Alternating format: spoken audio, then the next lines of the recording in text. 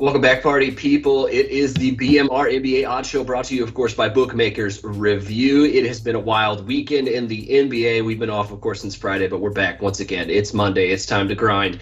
And pretty wild slate yesterday, to say the least. But real quick, before I get into that, let me just welcome in my guys, Junior Browne and, of course, Kyle Purviance, a.k.a. the artist formerly known as the DFS Bachelor, joining us here today. I am Jordan Sharp, and guys, yesterday I didn't have anything Sunday. Last time I was on the show, we split a pair of picks on mine. Got the team total over for the Grizz on Friday, but lost on the under in the first half in that Warriors game. But nothing on Saturday for me except a busted college pick. Had the Steelers yesterday. But a little bit crazy yesterday. I think a lot of people kind of expect Memphis to walk over Portland. That did not happen. Of course, they're playing again today. We'll talk about that here. Sacramento surprised a lot of people at home as home underdogs yesterday. I definitely was thinking about fading them. I cannot trust the San Antonio Spurs defense to save my life. We'll get into that a little bit. They've been a complete flip-flop defensively from the first 15, 20 games to now over their last 10, 12. It's just been sad to watch. Detroit got the win, though. Speaking of home underdogs that covered, they won outright against Miami team. Of course, the Bulls are back. We obviously know this. They ended up winning but not covering against the Los Angeles Lakers, depending on which number you got. If you closed that line, you got the Lakers, and you plus points to the Lakers. You won that one. Charlotte losing and giving up a bunch of points. What else is new? They lost and got dominated by Phoenix by 31 yesterday. Easy cover for the Phoenix Suns. Suns looking like the best team in the West right now. Circumstances obviously taken into account with COVID and all the guys out right now for the Warriors, which we will also, I think, touch on here towards the end of the show. And then Minnesota yesterday got the win and the cover against Dallas, 111-105. I'm going to kick over to Kyle since he's our special guest today. Kyle, how'd you end up this weekend? And how do you think yesterday on Sunday? It was real light on the NBA just because things have been absolutely crazy. I mean, when I'm starting to see Damian Dotson and Isaiah Thomas, and it's just a stay away from me. So I had a little bit of success in football, which was nice. But look, I said it last week on the show, and I'll say it again right now. If you're betting on the NBA, you're playing NBA, DFS, whatever you're doing, if your money's on the NBA, you better wait till right before tip-off because there's a lot of moving parts right now. You don't even know if those games are going to be played. So trying to jump on an early line is something that us as handicappers have done our whole lives betting sports, right? You just can't do it right now, especially with the NBA. Yeah, it's tough to find value, especially in spreads overnight right now, especially even like you said early in the morning. It's been ridiculous lately, and it probably is going to continue to be that way for the time being. So we just got to account and play accordingly. JB, how'd you end up this weekend, my guy? I didn't really have too much action this weekend, honestly. Listen, I'm not even gonna lie. I've started. My brother's been off for like the last 2 weeks, so we've already started holiday festivities pretty goddamn early around here. So my weekends have kind of been mostly spent with family. As you know, I was living in Florida for the last year. Been living in Costa Rica for most of the last decade and change. So as much time as I can spend with my family as possible, I really try to do that. I know that's not the answer people watching the show are looking for, but I'm not going to just make up bets. And also, as the NFL season starts to wind down, the NFL and soccer, as you know, Jordan used to do the soccer show previously. Soccer bets and NFL bets kind of take up most of my time during this time of year. So on the weekends, anyway. Yeah, it's definitely still Premier League season. We know this. Most people know this. I know most people who are not asleep know this. But yeah, we can. Most people that like to make soccer, money, Jordan. Don't you just bet 0-0 halftime every time because there's no points scored ever in soccer? I wish I knew more about soccer. I wish I did because I feel like I'd clean up. It's just that's tough. I don't know the rules. I'm essentially one step above Ted Lasso when it comes to soccer. So yeah, I don't think I'm betting on soccer anytime soon. Yeah, right there with you. Stick to hoops though. That's why you guys are here. We know this. We could get into today's show real quick. We got 4 games we're going to break down for you. 1 postponed, but still 6 on the slate tonight as of now. So it looks like we're pretty good shape here. But tough one, obviously here today. You got 4 games of the 6 that are 3 possessions or more underdogs here. So we'll kick it off at the first one here. We got the Chicago Bulls, my Chicago Bulls. On the back-to-back, still at home though, against Houston here, and this line has been plummeting. I'm sitting here watching it right now. It was down from 8 points to 7 points. Now we're seeing 6.5s just fly across the board. Still no word, obviously, with a lot of these teams who played yesterday. Oh, there's a 6 popping up. Something's going on here that we don't know about. But I'm going to kick it over to Junior because I know he does have a play on this game. Junior, I think the Bulls, Houston obviously started to tail off from when they got hot. They've lost, I think, 4 of their last 6 straight up. They're not a team that we could take lightly, but without Kevin Porter Jr., like, how much should we really trust them here? There's obviously people that are trusting them right now with the full game line, with the Bulls coming off a back-to-back, which makes sense. Chicago had a tough one yesterday against the Lakers. Houston could very easily come and make this a one or two possession game towards the end and ruin a Bulls cover here. So, JB, what do you got on this game? And do you think that we can trust the Bulls on the full game here off the back-to-back? Yeah. Listen, it's one of those situations where, obviously Houston has the rest advantage, but like, what other advantage do they have other than the rest advantage? That would be none. This Houston Rockets team is not a good basketball team. And I think that the Chicago Bulls, a team who I will readily admit I doubted for most of the beginning of the season. I'm not one of those people that's like, hey, I knew all along that the Bulls would be good. I thought they might be good. But the fact that most Chicago Bulls fans were convinced that they were going to be good automatically meant that I was skeptical. Because as you guys well know, what the public believes usually tends to be wrong more often than not. Obviously, I was kind of just being a hater as well. I just know from past experiences that putting together a collection of talent in any sport, not just the NBA, but especially the NBA, really does not guarantee success at all. So I was kind of just going from that standpoint. In this specific game, though, the gulf in class between these two teams is so big. Like, if you're betting on Houston, you have to know something that the rest of us do not know. But I'll tell you what I know. Chicago Bulls are one of the best first quarter teams, first half teams, full game teams, whatever, however you want to dissect it. They get the job done. And I think that after what happened last night, where they won a game that they're supposed to win, because as of today, they are a better team than the Lakers. But the game was also, I don't want to disrespect the Lakers completely and say the game was closer than it should have been. What I'll say is the Bulls' lackluster second and third quarter made the game closer than it should have been. And I think that tonight they'll do exactly what they did last night, which is set the tone in the first quarter, except not make that mistake and close this out by the second to early third quarter. So I'm being pretty long-winded just to say I've got Chicago -2. I actually wanted Chicago first half. But those of you that watch the show with us for the last couple of years, you'll know I don't take first quarter spreads that are more than 2 possessions. -7, that's too rich for my blood. -2, that's right in my wheelhouse. And that's my official play. Kyle, what you got? Yeah, so I agree with you. I think if you're betting Chicago here, you take them early. They are coming off the back-to-back. So you mentioned the one advantage that Houston would have would be the rest advantage, and that's about it. So if you worry about the Bulls maybe tapering off in the second half, a tough win last night against the Lakers, game certainly closer than it should have been. You sort of lean the Bulls early. They're one of the best first quarter teams in the league. I really like that look, that -2 in the first quarter. I think that makes a ton of sense. Houston can be feisty. I'm not taking the Bulls in a full game here. I know Houston's not great. They're one of the worst road teams in the league. Something like, I think they've got their third road win the other day. Something like 3-13, 3-14 on the road. They're absolutely putrid on the road. And they're terrible defensively inside. They allow the most fantasy points in the league to opposing centers. So Vucevic props are certainly live. They're a little valued up. 36.5 points, rebounds, and assists is a lot on a back-to-back for a big man. So might stay away just a little bit. But if you're going to attack him in the interior here. I like the Bulls early. Maybe if you want to live bet Houston late, if the Bulls get off to a hot start, maybe they're up double digits in the first half, and you want to jump on Houston with a big number in the second half when some of those tired legs kick in. I don't mind that. But right now, as we sit, I'm with Junior. I like Chicago early. That -2 in the first quarter is a nice look.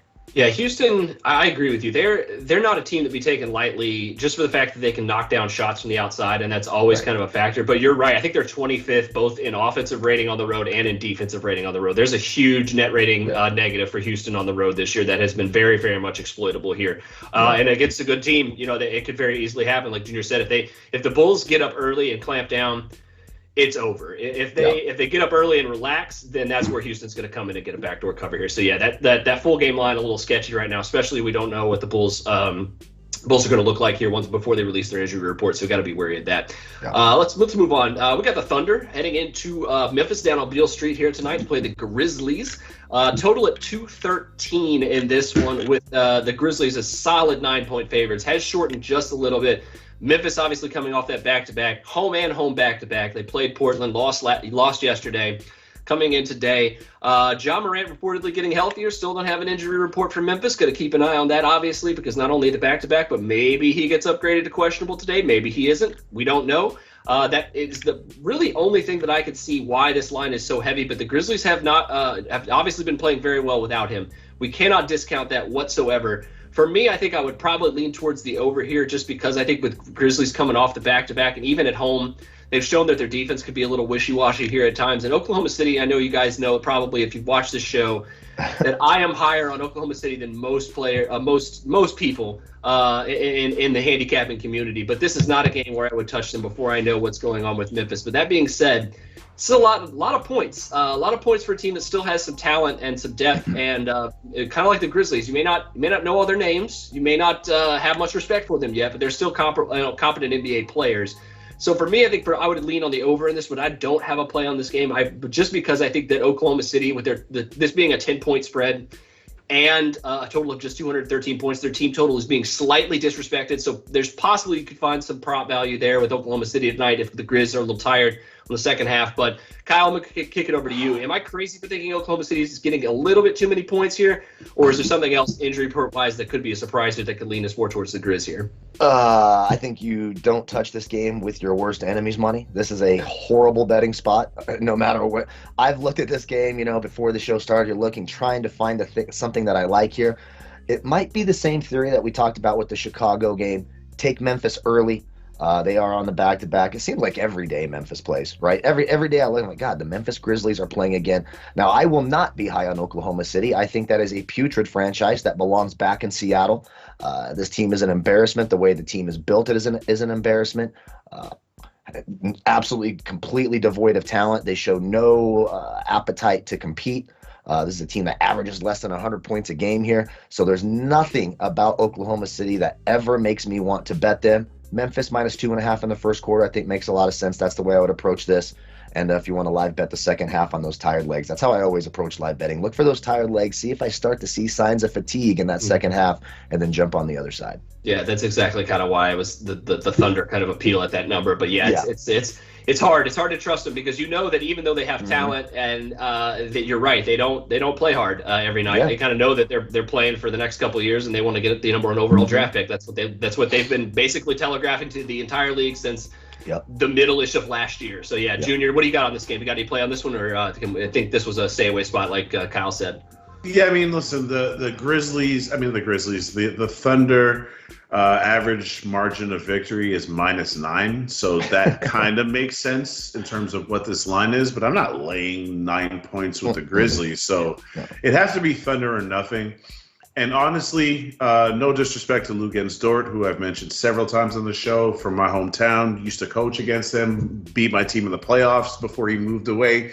So I got a lot of respect for him. But when this guy's taking the most shots on your team in an NBA situation, I'm out. I don't have nothing to do with that. That's not his role. He's improved by leaps and bounds as an offensive player, though.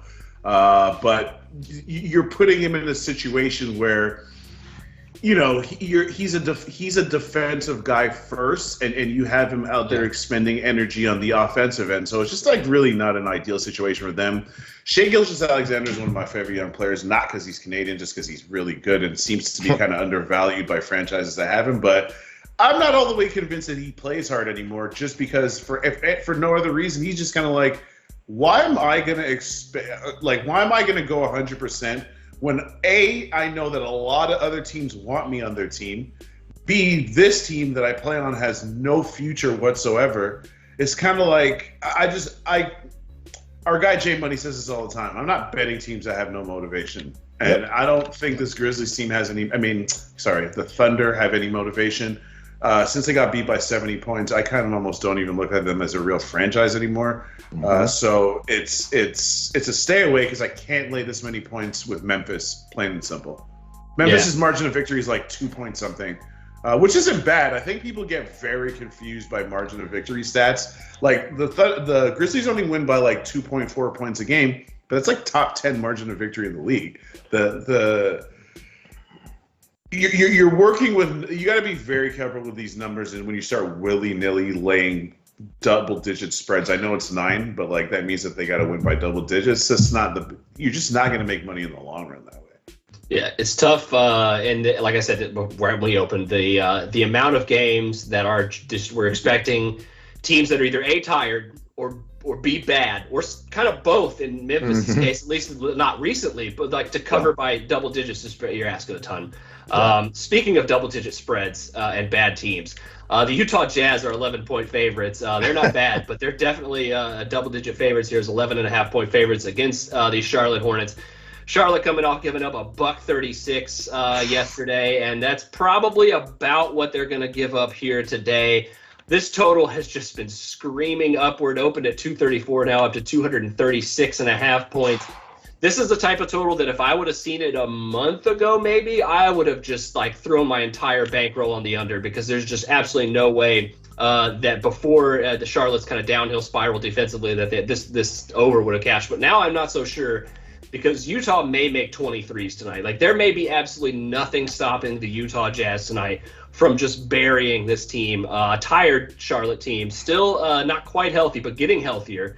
Kyle, I'll go back to you here real quick with this one. Yeah. Is there value in Utah early? Because this is kind of the theme that we've been saying here with these large spreads here. We talked about Chicago being a value early, talked about Memphis potentially being a value early on. Is that where the value is for Utah? Or are they just going to be like wire to wire? Is this a trifecta spot, as we say, for Utah? This spot? I really want to get there, but there's not a ton of value. If you look at Utah's team total for the first quarter, it's 31.5 at -130. I mean, my God, that's not value. That is the opposite of value. That's a bad spot. I mean, it's Utah or nothing, right? What has Charlotte done? It's a back-to-back on the road in one of the toughest, if not the toughest place to play in the NBA in Utah.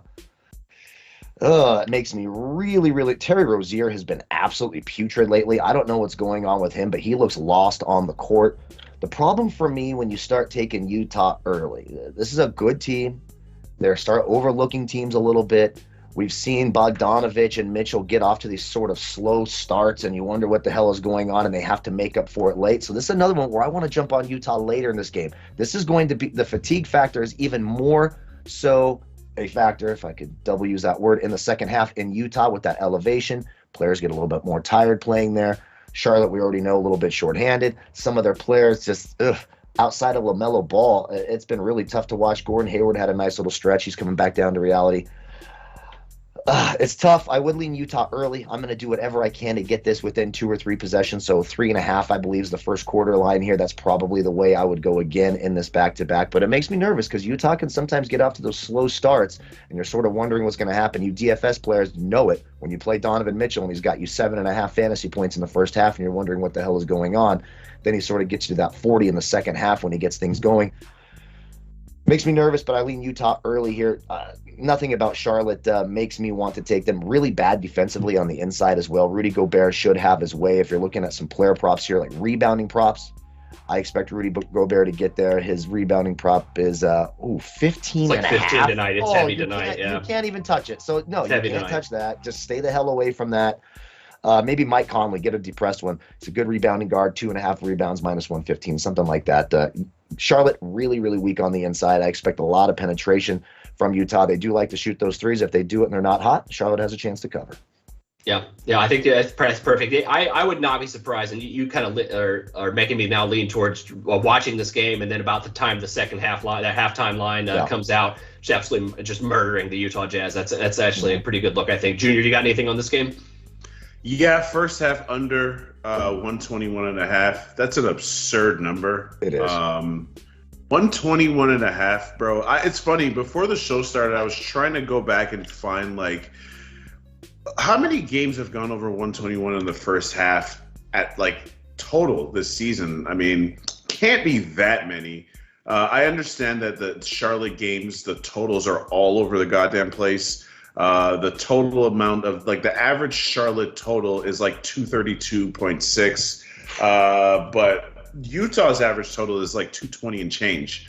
And I think that if Utah is going to, the fact that Utah has lost 2 games in a row makes me believe that they're going to come into this game with the rest advantage at home, at altitude, against a team that can't play a lick of defense to save their lives.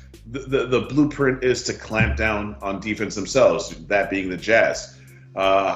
Easier said than done because the Charlotte team is super talented offensively. It doesn't even always make sense when you watch them, but they have a pretty good chemistry. The problem for those guys is that they're mostly young guys who don't bring that same level of effort on the other end of the court, which is why they keep treading water, and that's why they're 16-16. So I think you're asked for 121.5 points to get scored in a half.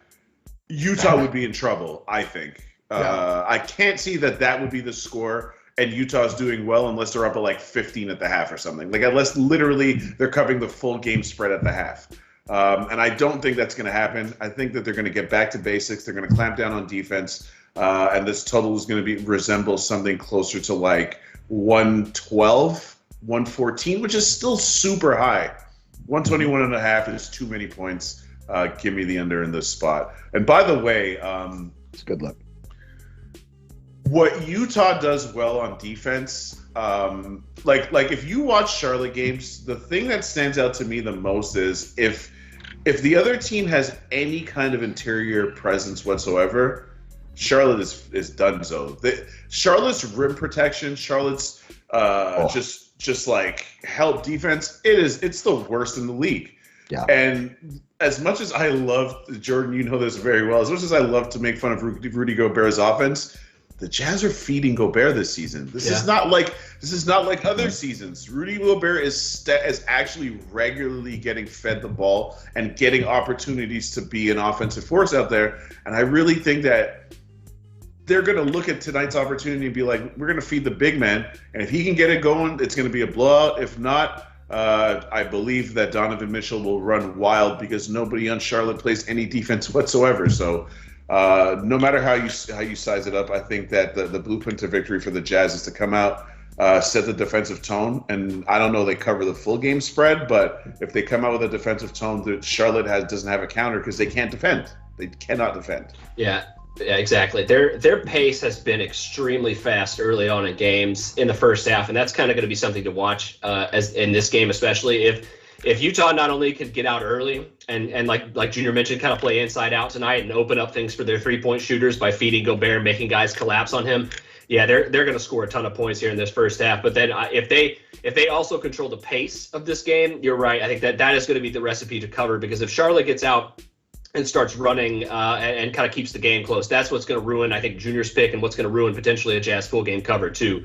But you're right. Like the second half comes, I can't see it. I can't see Charlotte sticking with Utah in any way, shape, or form. I can't remember the last time I've laid a double-digit spread. It's been years. This is the first time I've actually like seriously considered it as this spot here. So that's how much I'm like fading the Hornets. Seems like a pretty good bet here. We'll run out of time. We got to get to this last game here real quick. San Antonio Spurs on the road in Los Angeles, talking about back-to-backs. I thought the Spurs were going to be a pretty good play yesterday. They were not. Now you're telling me they're only 5-point dogs here with a total of 4.5 now, down to 4.5. 217 points is the total. We got Paul George questionable. It's pretty much the only thing keeping me from laying the points with the Clippers here. But I'm kind of interested, Junior, to see what you have to say on this game, because I know that like the Spurs were one of those teams that I was really look forward to taking points with, especially at home early in the season. Now on the road, on the second night of a back-to-back against a team that is a little banged up. But if they get their best player back tonight, I think Morris is out. They lost Hartenstein to an ankle sprain. He's been very good off their bench, backing up Zubats. But I mean, really, other than that, you're not too concerned other than George here. So is it Clippers or nothing here? What do you think about this game, JB?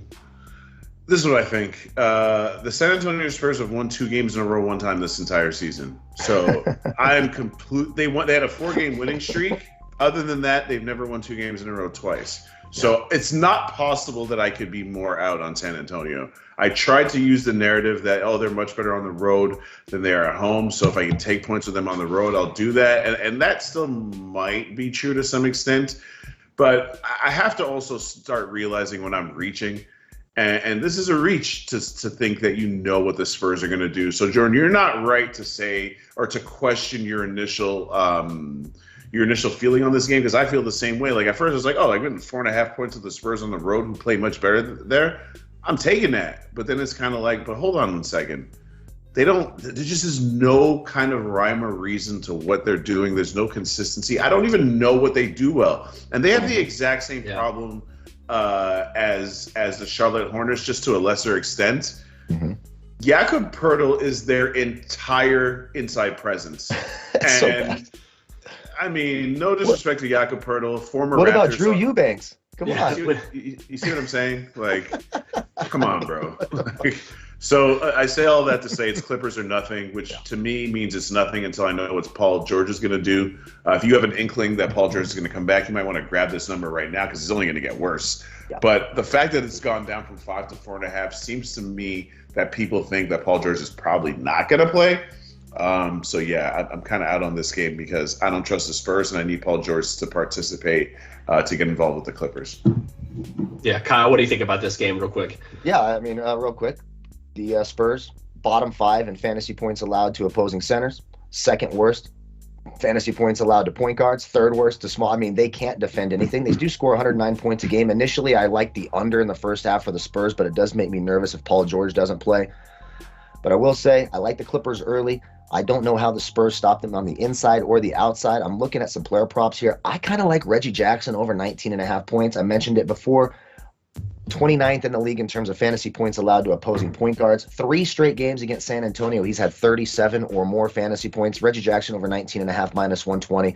And for me, it's Clippers or nothing. If you have the risk tolerance and you think, remember, this is an elbow contusion for Paul George. This isn't a knee. This isn't an ankle. This isn't a hamstring. It's an elbow issue. If he can move that arm and he plays, you're getting a really nice price here at 4.5. Now we're seeing that drop just a little bit this morning. So if you have the risk tolerance for it and you want to swallow it and pray to the betting gods that Paul George plays, take the 4.5. If he doesn't, you still have a pretty decent shot at covering this because San Antonio can't stop anything. Yeah, I kind of agree with that. I think even without Paul George tonight, the Clippers could cover this number. So maybe just wait and see. If Paul George is out, just watch that line plummet, lay the points to the Clippers still. I mean, that could be a viable option tonight as well. Real quick, I know, Mike. I love when Kyle's on the show because we can talk props. I think with Hartenstein out, my guy Zubac, aka Zual Sindor, has a monster game. He is a guy that I have made more money betting props over on points and rebounds and than any other player I think in the history of my prop betting. The word is out on him, unfortunately, whereas it wasn't the last couple of years. But now everybody knows he's good. Without Hartenstein, he's I know that they never play him a lot of minutes, but tonight is the night to do that, even with Ibaka back, I think, tonight. And also, DeJounte Murray has been awful on the second night of back-to-backs. He has an effective field goal percentage of like 40%, playing on no rest. That's just a 3-game sample size this year, so I haven't looked at it past before this year, excuse me. But he's another one. I think he's at 35.5 points, rebounds, and assists. He's having a remarkable season. I think everybody knows that. But on the second night of a back-to-back here against a tough defense, potentially I think is Batum coming back too also? Did I see that? Batum is back. Batum's going to be out there. They're like, there's the Clippers got some guys to defend these guys here too. So that could be also another direction. But we're going to go to our officials real quick because we got to wrap it up. We are out of time. I'm going to go first real quick because I have a play on a game that we did not talk about, so you can check it out at bookmakersreview.com. I have the Kings team total under 105.5. This has been plummeting downward. I think it's now down to 104, 103.5. Simply, I just think that the Warriors defensively are going to lock these guys down. The Kings only mustered up 107 points at home the first time they played these guys, and that was with 55 points from guys who are not going to be there tonight. So, case in point, I mean, just the Kings I think they've only scored less than 105 in regulation in 4 of their last 6 road games. They can't score on the road. They can't defend on the road. The Warriors, if they want to, I think could really easily lock them down here in this one. So I'm going to go under 105.5 for them. That's at minus 120. Junior, what do you got tonight? Can I just say that the Sacramento Kings really make me sad, bro? When I used to play ball back in the day, and when I was still a young man, and they had Chris Webber and Vladdy and Vladdy Peja Stojakovic, sniper. It's really embarrassing to see that this is a team that basically probably should have made the NBA Finals at least once if it wasn't for the fact that a referee went to jail for fucking robbing them, excuse my language. And now they're this. Like, it's goddamn shameful. Free De'Aaron Fox, please. God. Not for my official picks. Hornets Jazz under 121.5 first half. If I lose that pick, I'm okay with it. 121.5 is an absurd number. Yeah. And Chicago first quarter -2. The Bulls are the real deal.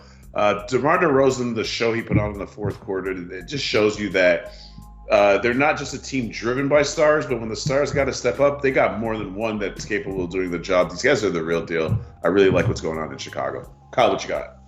I'm going to take the Spurs. I made it official before the show. It makes me a little bit nervous because they do tend to play at a little bit higher of a pace, but I like the Spurs under 53.5 in the first half. It's at -135 at BetMGM. Look, with Nick Batum back, even if Paul George isn't there, that length should give some of those perimeter wing players, Keldon Johnson, etc., some fits.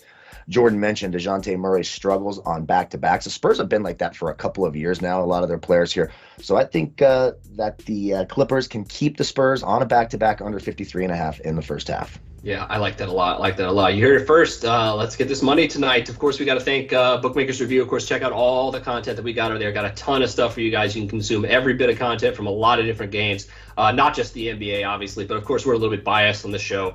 We talk hoops. That's what we do. But you got college, you got NFL, you got Premier League, as Junior mentioned. We got all the sports. So check out Bookmakers Review. As always, make sure you like, share, and subscribe to this video, and of course, Bookmaker Review's YouTube channel.